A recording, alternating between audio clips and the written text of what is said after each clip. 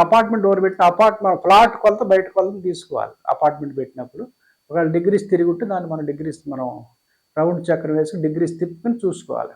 అది independent house అయితే same ఇంటి సింహద్వారం పెట్టినప్పుడు ఇంటి కొలతను తీసుకుని మనం దాన్ని పెట్టాలి, ఈ డోర్ పెట్టుకోవాలి.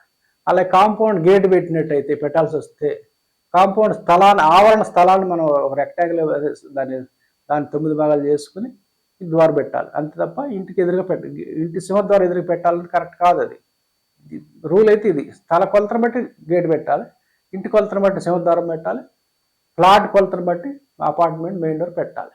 అది కూడా ట్రూ ఈస్ట్ ఉన్నప్పుడు, ట్రూ నార్త్ ఉన్నప్పుడు ఇవి వర్తిస్తాయి.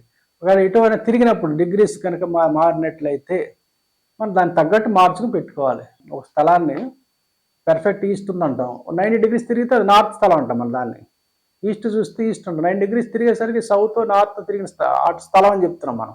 అంటే డిగ్రీస్కి మీనింగ్ ఉంది అక్కడ. అదే 45 డిగ్రీస్ తిరిగితే విదిక్కు తిరిగిన స్థలం అంటున్నాం. మరి 10-20 డిగ్రీలు తిరిగినప్పుడు ఎందుకు తిరగదు? అది దాని తగ్గట్టు డోర్ పెట్టుకోవడం అనేది తెలివైన పని నా అభిప్రాయం.